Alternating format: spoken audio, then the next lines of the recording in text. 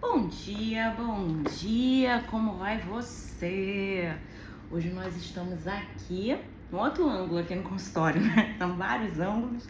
Aqui a sala, eu faço grupos, então cabem 15 pessoas aqui, então às vezes eu faço lá no sofá, eu faço ali na mesa, eu faço aqui, e a gente vai trabalhando esse espaço que é um bom espaço. Deixa eu te falar uma coisa, é bem importante a gente pensar que a nossa vida, ela é guiada pelas nossas emoções.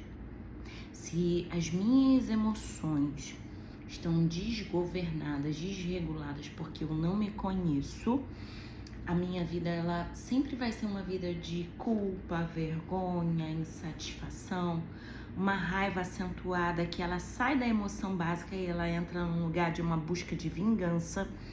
Então, o que a gente tem que fazer nesse caminho, nessa jornada chamada vida? Se conhecer, se autoconhecer e buscar fazer esse caminho de ser melhor e investir em autoconhecimento.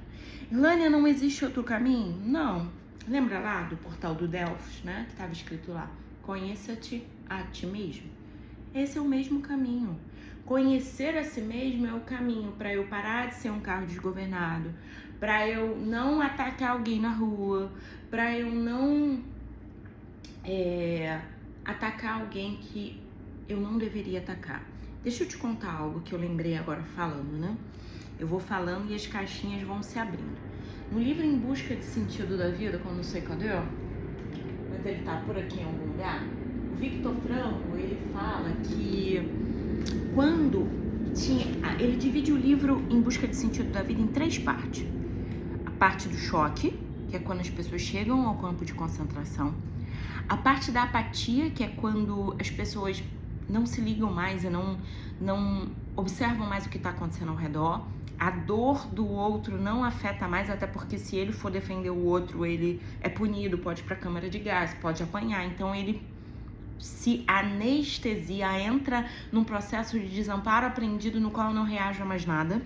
E a dor do retorno para casa. E o que eu vou falar é sobre o retorno da casa. Por quê, Irlânia?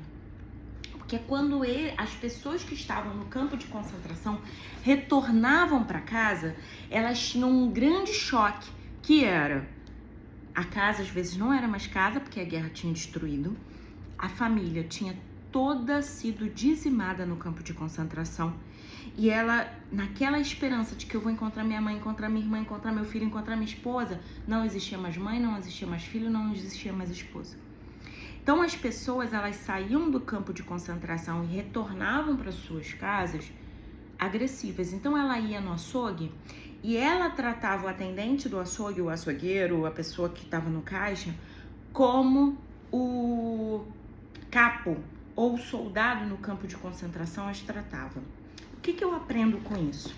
Quando eu trabalho com vítimas de violência doméstica aqui na minha clínica, muitas vezes essa mulher que é vítima da violência, ela pega como esse prisioneiro do campo de concentração, ela pega essa fúria, ela pega essa dor e ela vai lá pro filho e ela maltrata, ela aprisiona, ela xinga, ela empurra.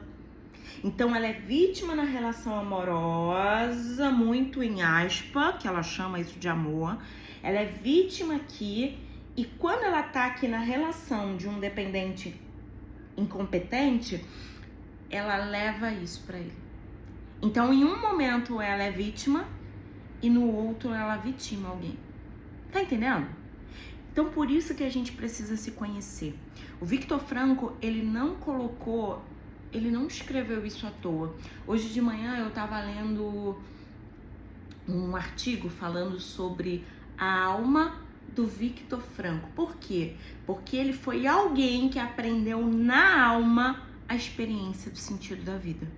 E quem tem um porquê viver pode suportar quase qualquer como. Gente, eu tô fugindo disso aqui, né? Mas tem a ver porque a gente vai falar de emoção hoje. Então nós precisamos nos conhecer para governar as nossas emoções. Então se eu não me conheço, eu sou um bonecão do posto. Ó, totalmente desgovernado. Fico lá avisando que tem gasolina. Mas não resolvo a vida. Então, antes da gente dizer, porque eu passo por isso, e é interessante, né?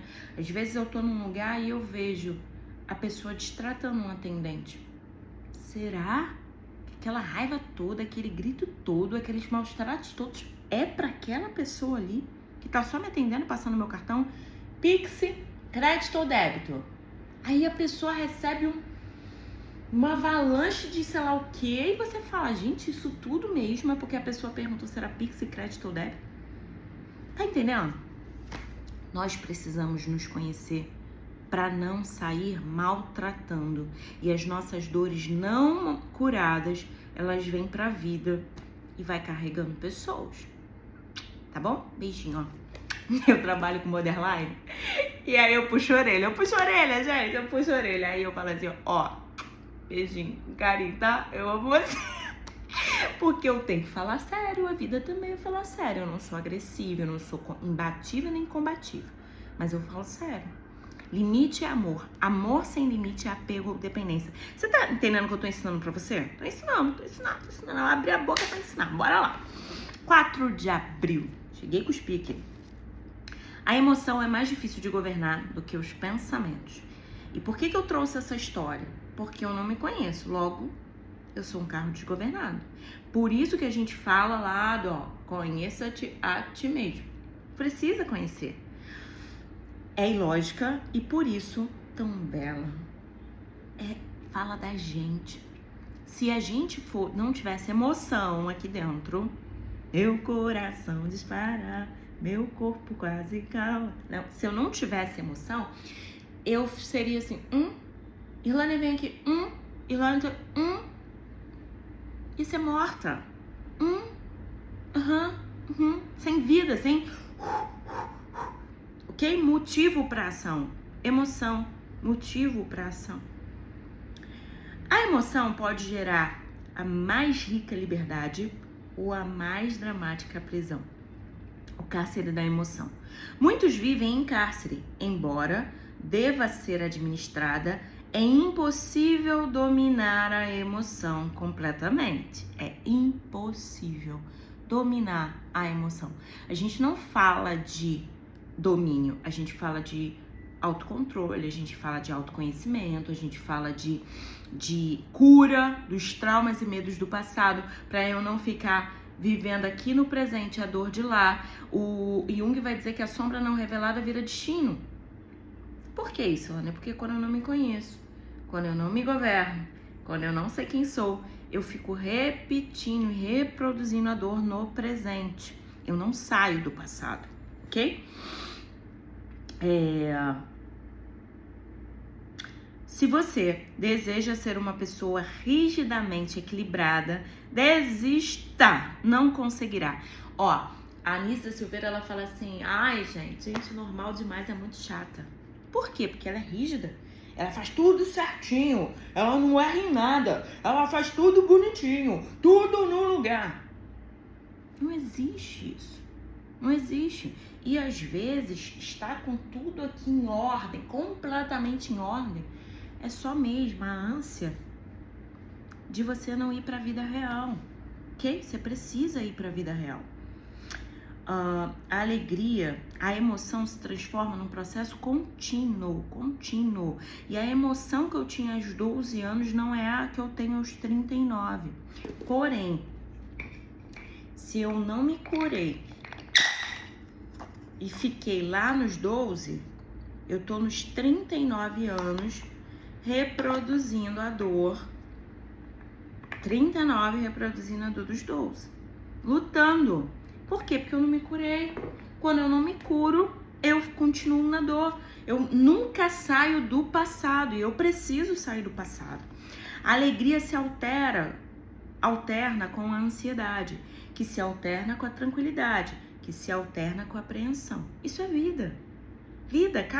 A Ivete Sangalo, perguntaram para ela assim, você tem frio na barriga quando você entra no palco? Ela falou, o dia que eu subir no palco e não tiver o frio na barriga, não tiver a ansiedade daquele momento, acabou a artista, fiquei morta. Então, se você quer ver a Ivete Sangalo Eu ia cantar Eu Amei Te Ver. Não é da Ivete Sangalo. Mas se eu tiver alegria, alegria. Antes dela cantar alegria extravasar, ela tem ansiedade pra subir lá e fazer. Só que não é uma ansiedade que paralisa, é uma ansiedade que motiva, traz vida. Todavia, flutuações bruscas revelam problemas. Quem está tranquilo num momento explosivo no outro não tem uma emoção saudável. E aí, na bipolaridade, por exemplo, a gente tem estados de depressão e mania, excesso de expressão. E geralmente, quando transiciona da depressão para mania, a pessoa tem um processo de amnésia, ela não lembra nessa fusão. E o borderline, que aí é mais intenso ainda, que eu olho para você, uma palavra, algo que me lembra o passado, eu já mudo na hora. O bipolar, ele tem transições. Então, assim, você é bipolar de manhã, você é uma coisa, você é outra. Não, é mais borderline. De manhã uma coisa é outra. Vai no banheiro, quando volta é outra. O bipolar, ele tem períodos. O borderline é todas as estações no mesmo dia, quando está totalmente desregulado, antes de aprender habilidades psicológicas, ok? Uma mãe nunca desiste de um filho, por mais que ele a decepcione. Um professor pode investir num aluno rebelde e relapso e sonhar que ele um dia vai brilhar. Por ser ilógica, a emoção traz ganhos enormes, mas também grandes problemas. Uma ofensa pode estragar a semana. Uma crítica pode gerar uma noite de insônia. Uma perda pode destruir uma vida. Um fracasso pode gerar um grande trauma e a pessoa deixar de sonhar. Então, é necessário que você se cure. E deixa eu te falar uma coisa sobre a crítica que ele falou, né? Às vezes a gente acredita naquilo que a pessoa fala. Lembra lá de Sartre? Não importa o que fazem com você, importa o que você faz com aquilo que fizeram com você. Se uma pessoa me encontrar na rua e falar assim, você tá gorda,